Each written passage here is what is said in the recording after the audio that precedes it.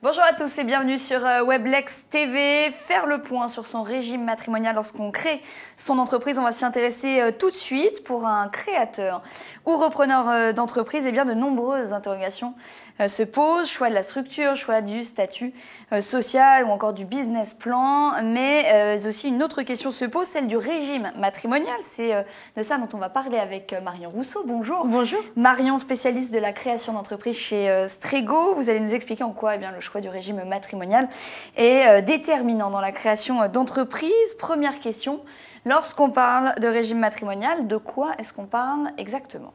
Alors, le régime matrimonial va fixer les droits et les obligations de chaque époux sur les biens et les dettes de chacun. Et puisque l'aventure entrepreneuriale aura nécessairement un impact sur votre patrimoine et qu'il pourra porter atteinte aux intérêts de la famille, il est très important de s'intéresser scrupuleusement au régime matrimonial. Alors, par régime matrimonial, on distingue 3 familles. Les régimes communautaires, on y trouve notamment le régime de la communauté réduite aux acquêts, si l'on n'a pas fait de contrat, les régimes séparatistes et des régimes hybrides. Notamment, on peut y trouver le régime de la participation aux acquêts. Et en fait, en fonction du régime choisi, les biens du couple seront soit communs, soit de la propriété exclusive de l'un ou de l'autre, et donc seront plus ou moins engagés envers les créanciers. On a parlé des couples mariés pour les partenaires d'un Pacs. Comment est-ce que ça se passe, Marion ? Alors, si rien n'est prévu dans la convention, c'est le régime de la séparation de biens qui s'applique. C'est-à-dire que chaque partenaire conserve donc la propriété exclusive des biens acquis avant et pendant le Pacs. Mais ils peuvent tout aussi prévoir une convention, un régime d'indivision. Dans ce cas, les biens achetés après avoir conclu le Pacs deviennent communs aux 2 partenaires. Alors, si j'ai bien compris, en fonction du régime matrimonial de l'entrepreneur, eh bien, le patrimoine familial est plus ou moins exposé. Oui, un entrepreneur engage bien souvent son patrimoine dans l'aventure entrepreneuriale, comme nous l'avons dit tout à l'heure. Et il n'est jamais totalement à l'abri à l'égard des créanciers. Alors, par exemple, si l'entrepreneur n'a pas établi de contrat de mariage, il est alors soumis au régime légal.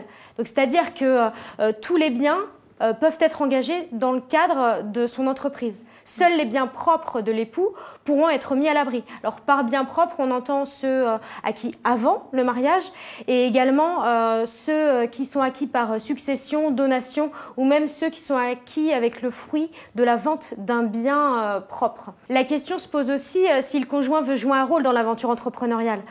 Et dans certains régimes matrimoniaux, l'accord du conjoint est nécessaire pour la réalisation d'une opération. Par exemple, dans les SARL, le conjoint peut revendiquer la qualité d'associé si l'apport est effectué au moyen de biens communs. Alors, quels sont les critères de choix pour finir offerts à l'entrepreneur ? Déjà, il faut préciser que rien n'est figé. L'entrepreneur pourra tout à fait modifier son régime matrimonial au cours de son mariage.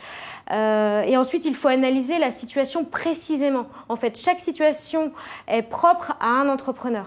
Mais quelques pistes de réflexion tout de même. Si l'on veut protéger au mieux ses biens communs, il faut éviter les régimes communautaires. En effet, les régimes séparatistes permettront d'isoler les biens du conjoint et des enfants.